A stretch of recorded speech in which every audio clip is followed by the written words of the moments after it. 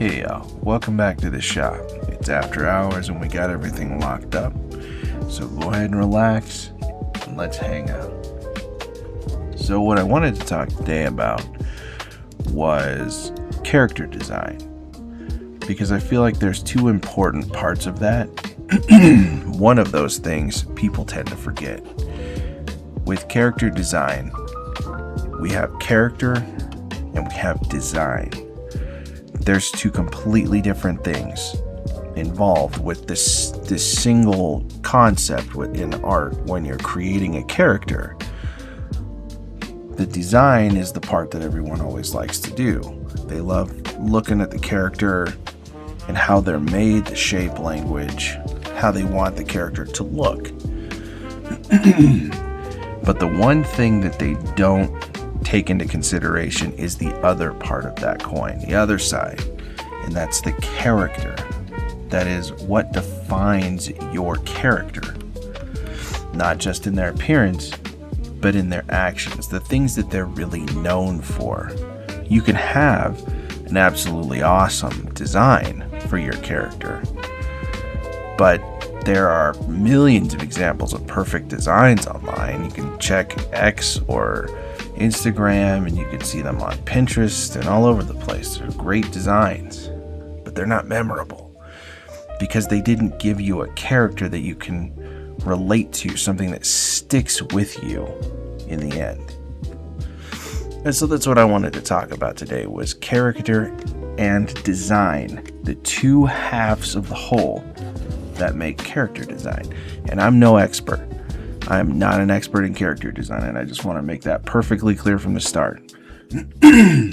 But I do believe I have at least some leg to stand on with this, because it just seems like there are characters and the designs in history, and I've watched enough cartoons that I hopefully at least have a rudimentary understanding of these things. So before we get into that, though, the art for today is the latest Paironormal monster from the My Singing Monsters fan art community.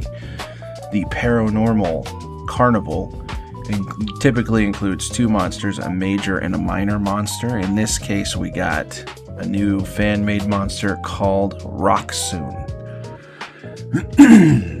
And I really like the design, so we're going to hit that one up. Thanks again to Cody404, friend of the channel, for suggesting this. So let's get into this. This is not going to be a total rework.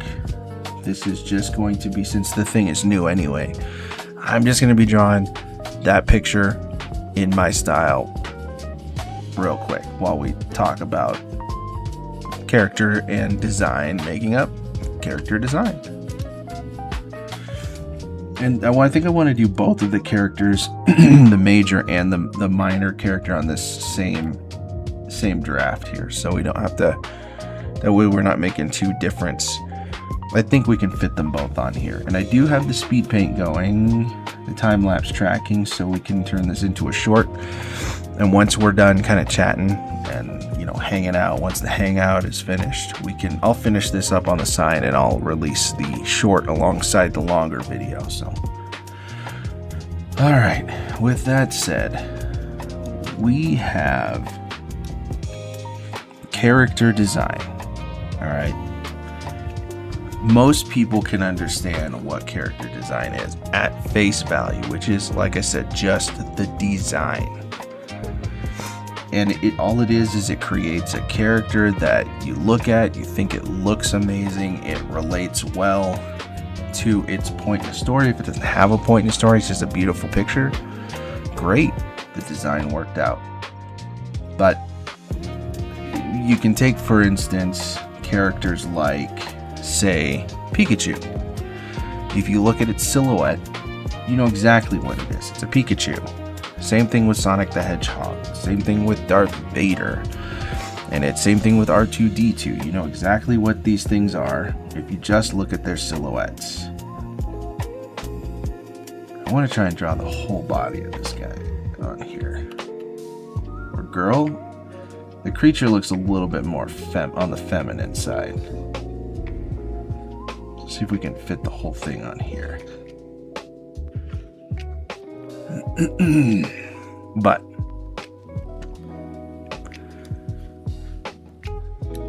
okay, it's also got that weird hat. It's almost like the Raiden hat plus that traditional Korean hat. I'm not sure what kind of hat specifically it's wearing, but it's a really cool hat nonetheless. It's like comes around here. It looks like I'm drawing Saturn. Tried not to. Fix this up here. But the design for those characters that I mentioned, Crash Bandicoot, Mario, Pikachu, Sonic the Hedgehog, Darth Vader, they're iconic. And they're great designs because they also lend into the character of the whatever it is that they're designing, right? Darth Vader, strong design, but it also reflects Darth Vader's darkness. He's pure black. His entire outfit is just pure black. Just like he's evil. He has this terrifying robotic appearance to him. Because he is terrifying and robotic. He follows instructions as told. He's basically just an evil android for much of the original series. Similarly, Pikachu is cute, small, and it's meant to reflect Pikachu's typical kind of joyful nature, playful nature. And then you've got other things that are less obvious, like Mario. Mario's literally just an Italian plumber, a Japanese Italian plumber who fights turtles and whatever Goombas are. But his design lets you know that he's a good guy. He's very rounded off. A lot of his shapes are very soft. They're round. The red is striking against the blue. The color design is very good on Mario. His red shirt or whatever, and then his blue overalls. We want this to be tipped a little bit here.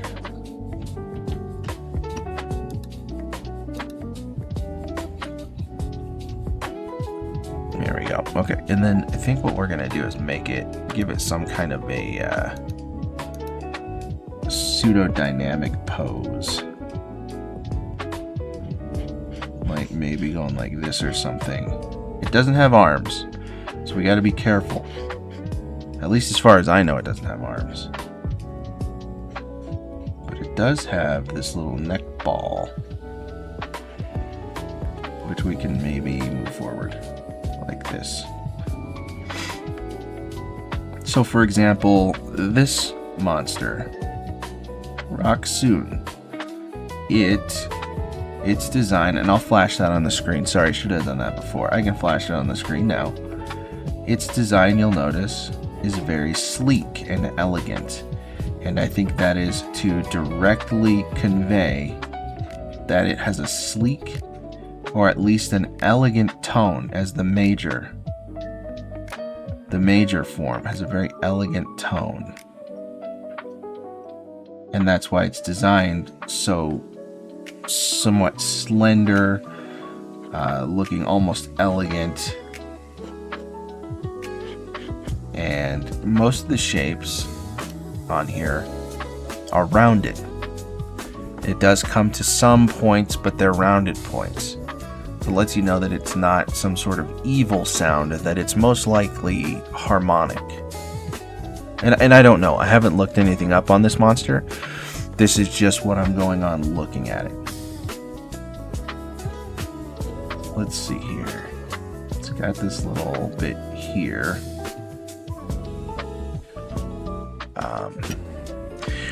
And the reason I think I wanted to talk about character design being two completely different things, character versus design, making up the whole of a character, is because there's a lot of discourse online, at least at what I've seen on YouTube lately, about the uglification of women characters in media,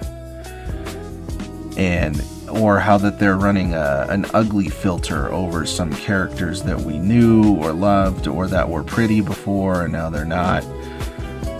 And I just wanted to approach the topic fairly, because every video that I've seen thus far has had a bias one way or the other.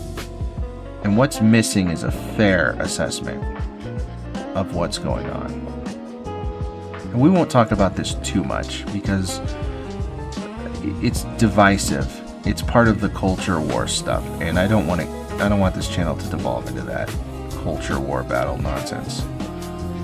There are plenty of other channels that do a much better job on both sides of it. So I just want to approach it fairly. And what I will say is that character and design are obviously two completely different parts of what makes a character a whole. So take God of War La Fey, for instance. Fey was Kratos' second wife, and it was part of the Norse mythology type of deal.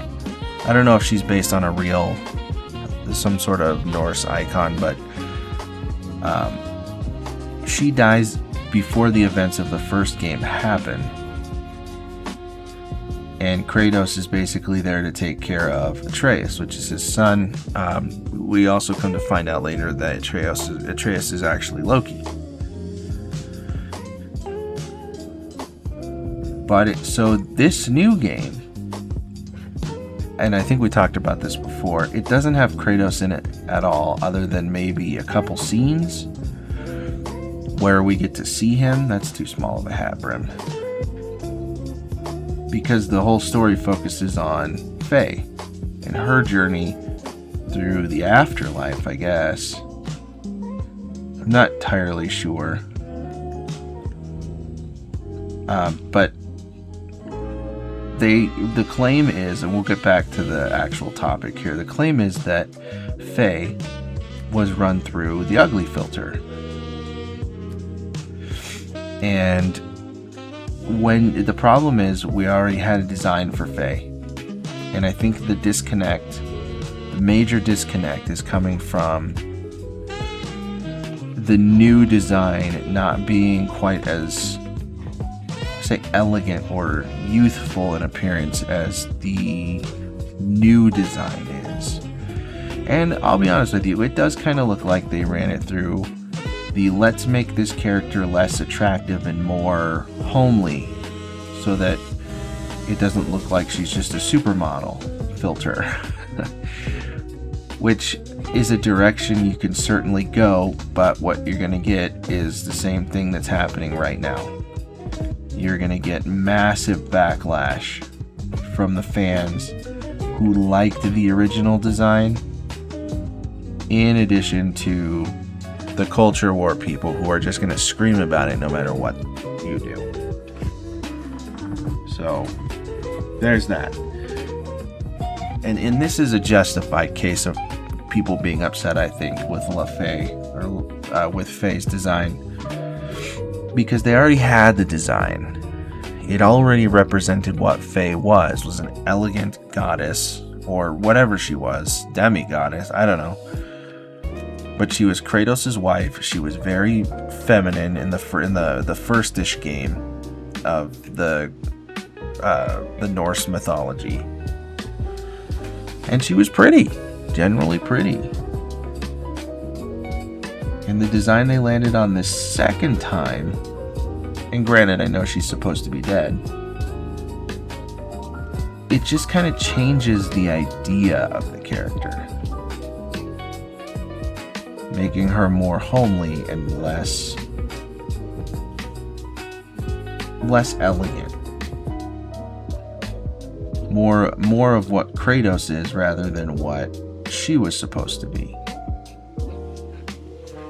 You know, and then you've also got characters like that have come and passed, like Lara Croft, Lara Croft went through the uglification filter for one of her games, where they kind of took away all of the things from the original Lara Croft that fans would have liked about Lara Croft, like the giant pixelated breasts. And I'm not saying one way or another, I was never really a Tomb Raider fan, so it didn't really upset me either way. And what they did was they made her more of a normal person. And I guess that's fine. I just don't know why. My problem is, why are you changing established characters? If you're going to make a new character, sure. Just make sure your design fits your character profile. In Lara Croft's case, I think the downgrade to breast size makes a lot of sense. As a Tomb Raider, as what she is, you would think that she would be more sleek in design, because she's got to fit through a lot of really tight spaces, you would think. I think I need to make this dude's head bigger. Just drag it down. I know I wanted to make the hat look like it was coming over its head.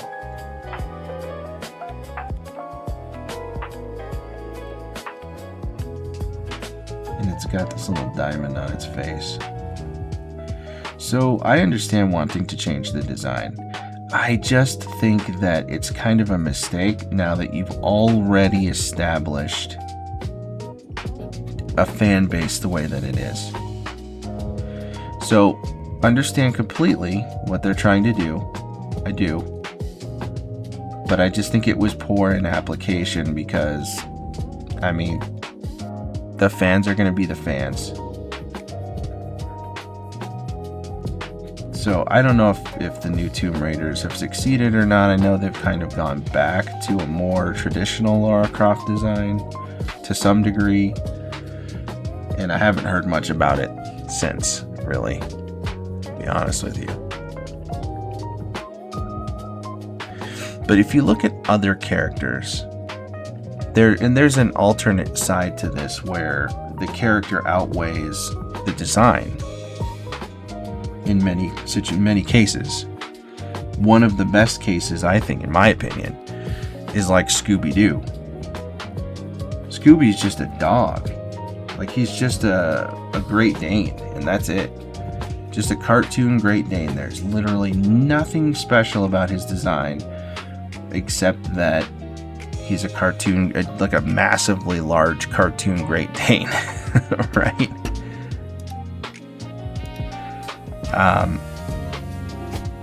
And obviously he's got some things that make him look like Scooby-Doo. There's not another character in animation that looks like Scooby except for maybe Scrappy. But at the same time, he's just a dog, man. You can make any. There were a number of those in Hanna-Barbera Age of Animation way back then, 60s or whatever. But Scooby stood out. And why was that? It was because of his character, not his design. His design was nothing to write home about. It was just a generic cartoon Great Dane. But it was his character that stood out. Scoob was, is still a terrified dog who just eats anything and everything he gets his hands on, with his best friend Shaggy.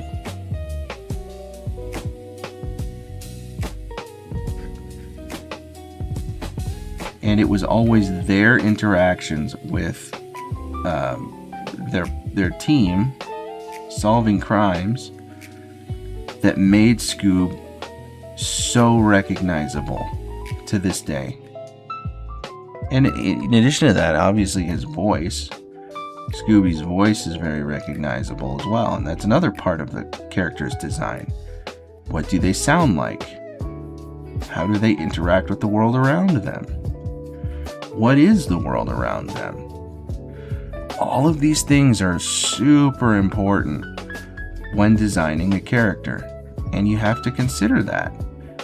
when you're designing a character that's meant to be in a world, we'll say. Because if you're just designing a character that's like an illustration only type of deal, sure, you want people to remember them. So you want to be able to create a world in which they can exist, but you don't really have to. As long as the picture's pretty, the illustration would be fine. A lot of people have their own headcanons about these things anyway. And it's fine to insinuate what's going on. If you do a good enough job in the design phase, you can get people making up their own headcanon about where the characters are coming from, what they do, where they belong, that sort of thing. You don't have to do really any of that work on your own. But if you're creating a character for a world, like a comic world, a webcomic, or an animation world, or anything like that, you've got to think about these sorts of things. It can't just be something that you're like, yeah, this is my character, and they exist this way for no particular reason.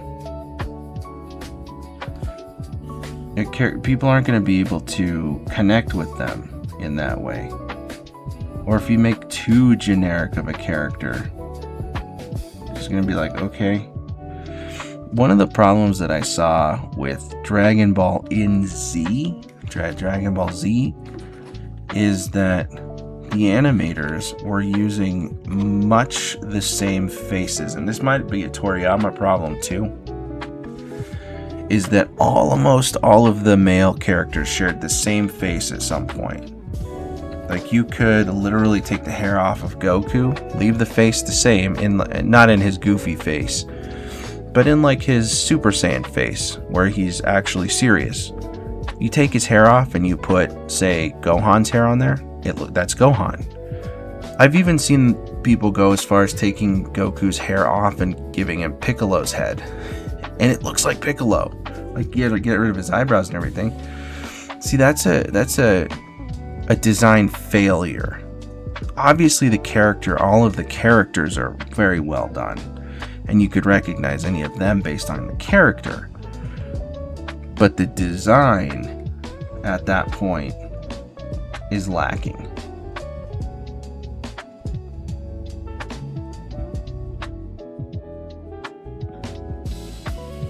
Or maybe we can do 2 of these. We'll make the next one of these shop talks, we can do the little guy, the minor version of this character.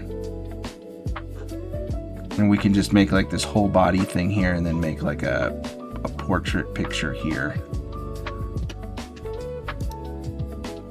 Or something like that. Or think about a character like Homer Simpson from The Simpsons. Super recognizable in his universe, right? The whole of the Simpsons universe is just crazy recognizable. And in universe, Homer is, well, he's Homer. All of the Simpsons really have interesting and unique designs, and you could recognize them just in an instant if you were to look at them. And they've been around for so long that that's probably the reason, but all the same, the design fits. It fits Homer. He's the yellow bald guy, but he's also designed to be like what his character is. Very round means he's not very threatening, he's very soft, friendly, he loves his family, but also he's a little overweight and balding. Kind of indicating that he's lazy. Not the balding part, but the overweight part makes him look like he's lazy. And he is. But he's also, he couldn't care any less about important stuff, like knowing how to handle his work situation, how to run his station at the power plant. It's actually higher than that. right? So, but he loves his family. He cares when it matters. He steps up when he needs to, but generally speaking, he's just kind of like a goofball.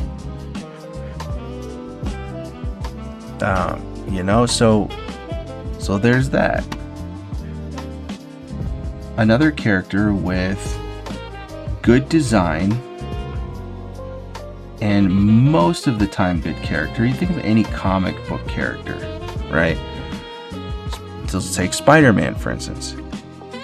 Everybody recognizes Spider-Man. There's no question. If you ask anybody on the street, even people who don't really care much about comics, they're gonna be like, yeah, Spider-Man. Very recognizable. And the problem with comic book runs is while they have access to the character design that is instantly recognizable, they don't always write the character with the best character writing possible. Some iterations of Spider-Man are really bad. Some are really good. Most of the time we recognize the actual iteration of Spider-Man that matters. Right? The original one. The one that lost Uncle Ben. The one that knows that with great power comes great responsibility. The one who feels guilt every day for being responsible for allowing the man to escape who eventually killed his Uncle Ben. And he knows what great sacrifice looks like. He's given up countless things countless times just to make sure that the city is safe. And New York is safe.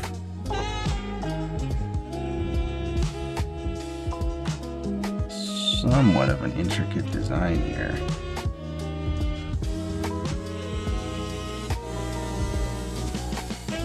Make sure we get those in, and then there's a little bit of triangular stuff up here. So you know that she's still sharp. She's just not as sharp because of a lot of these curves.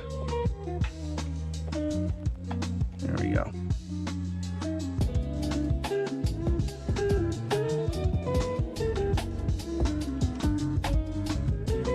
Alright, and then I'm going to do like a generic side picture here. Now looks like she's just got straight up rounded robot face. Almost like a Legend of Zelda, Tears of the Kingdom, or Breath of the Wild, that kind of Sheikah design. Which there's another example of iconic that is built entirely around the character. Link looks the same almost every iteration except for these two new ones. He's recognizable. Green tunic, a little sleepy pointy green hat. Zelda is maybe a little different because I think she's designed a little different in each game. But the core of the character is the same. And it doesn't matter which iteration. Link is defined by his courage and the fact that he does not speak.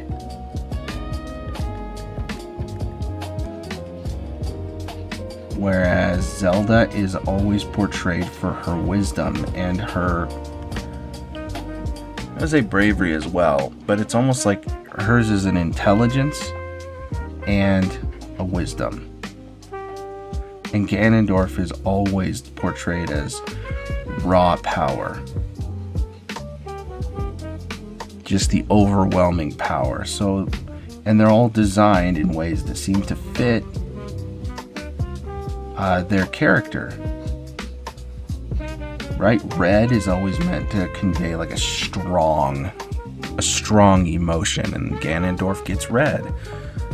Zelda is often drawn in shades of cooler colors like blue or purple, indicating a more wise person. And Link is green, and green's fun. So there's that.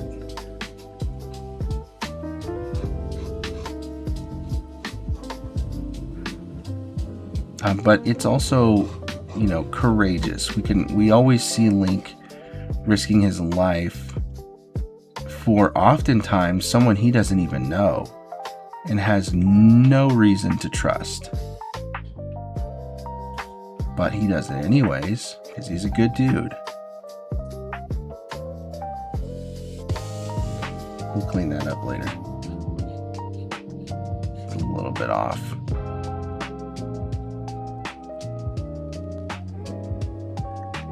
I wonder if we can take a little bit of liberties with this one.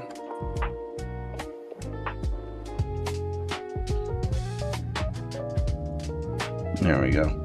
She's got like a giant glowing, almost digital eyeball here.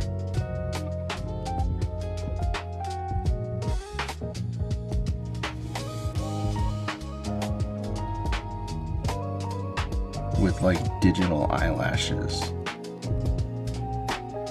Like it looks like the magic mirror from Ocarina of Time almost. It doesn't have the bottom eyelashes, they're just on the top. And then it's got like a little bit of yellow here. But the design plus the character matters.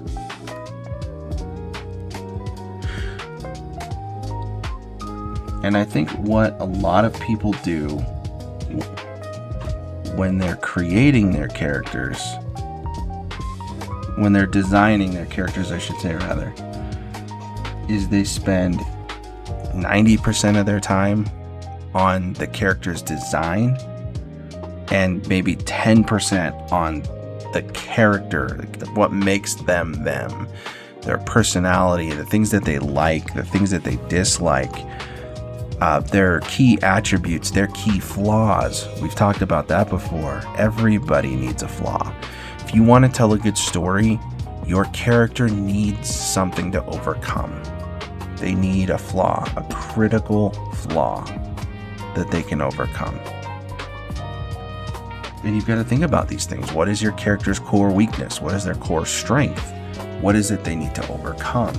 These are things that don't often get thought about, and this is especially true in recent media, where the characters are written as strong and independent, and they don't need nobody else's help. They're these incredible warriors or what have you, that have, they're just the best at everything.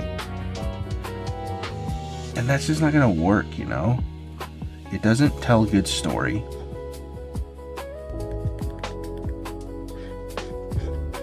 And thus, your design may be good, but your character ends up sucking. And think about, for instance, Star Wars Acolyte. You may not have seen this. I feel like a lot of people maybe didn't. But the character designs in that show were really bad. First of all, the designs, generic Jedi, or generic hero type that's a female, generic female hero type. Okay, yeah, 1,000 of these. What makes that character special? Their personality? No, they kind of had the personality of a wet paper bag. So what makes these characters memorable other than the memes? The answer is, if your answer is, well, I don't know, then you probably got a really bad character design. Ugh.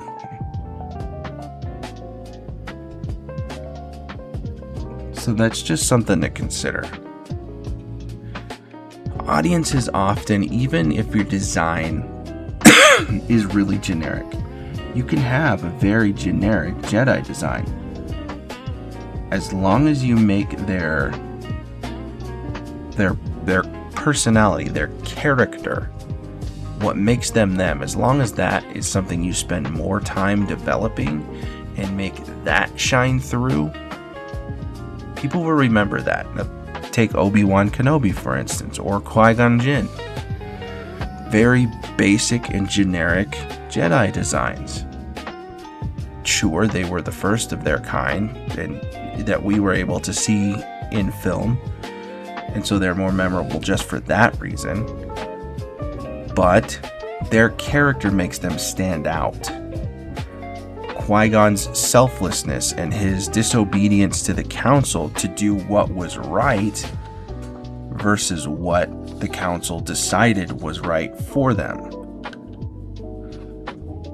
And Obi-Wan as the wise old mentor, and the big brother character.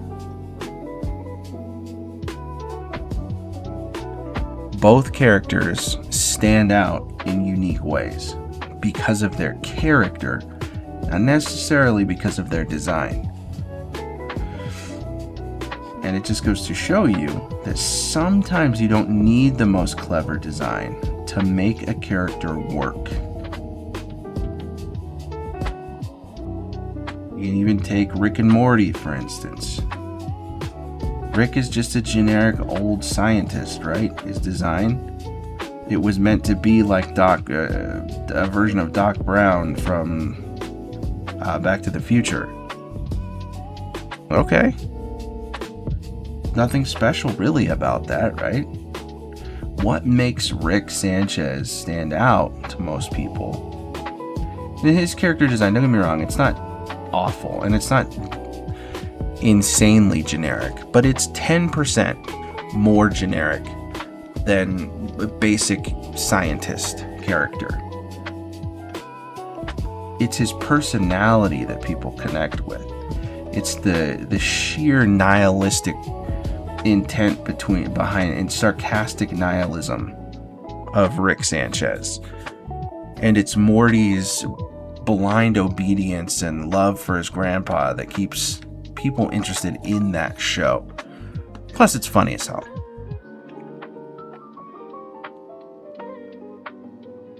I think I wanted to make that the hat brim bigger again. But if I do that, it's going to start clipping into this character.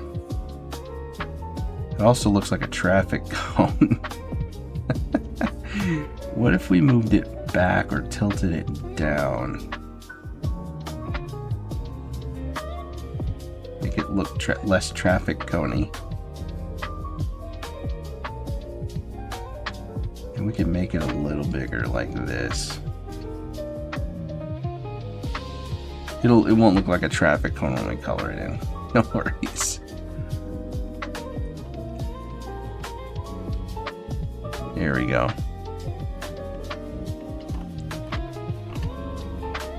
And so what I try to do when I create my own characters for my own stories is make sure their design represents them. You want your character to look like they should be your character. Like they should look like they have things that they like and that they dislike. And that shines through in their character. Rather than just generic anime protagonist number 74 or generic female anime gooner bait number 333,412, which is something I've seen a lot of lately. Not that there's anything wrong with that. Again, fan service is its own type of deal. But it's also important that you make sure that your characters are designed well.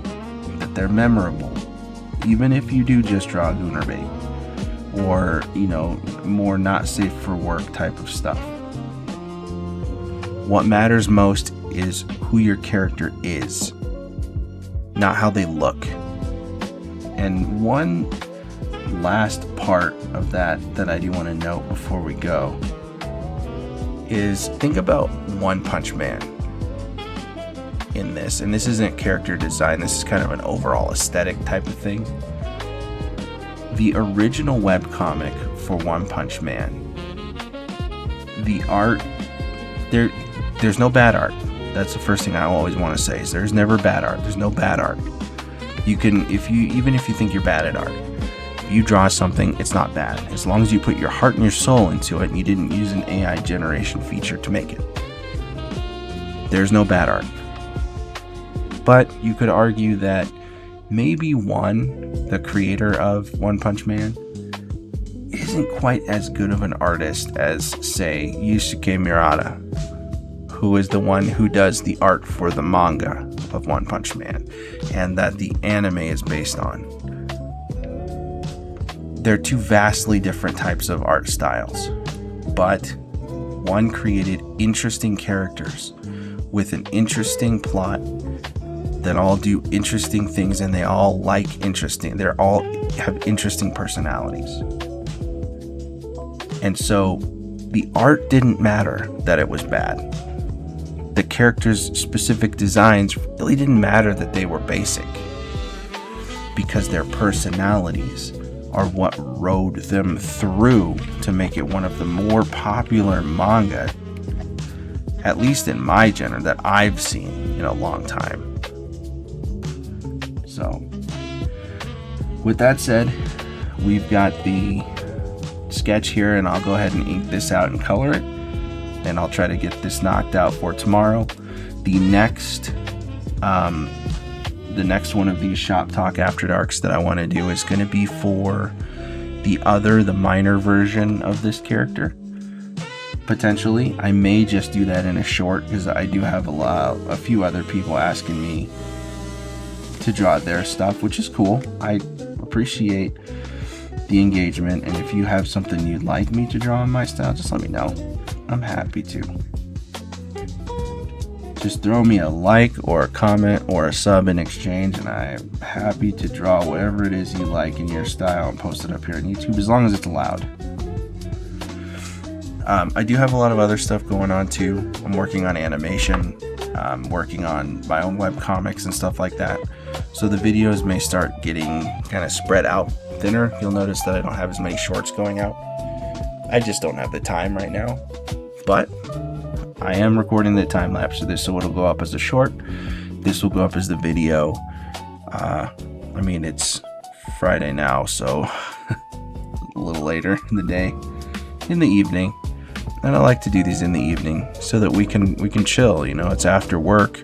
Maybe you're sitting around relaxing. Maybe you just want to listen to something, or just watch somebody sketch something up. Whatever you like, man. And if you guys want to change the way that these formats go, just let me know if you don't like how we do this right now. But I just thought that a cool hangout might be awesome. So you let me know. And I appreciate it if you stuck around this long. Until next time, see ya.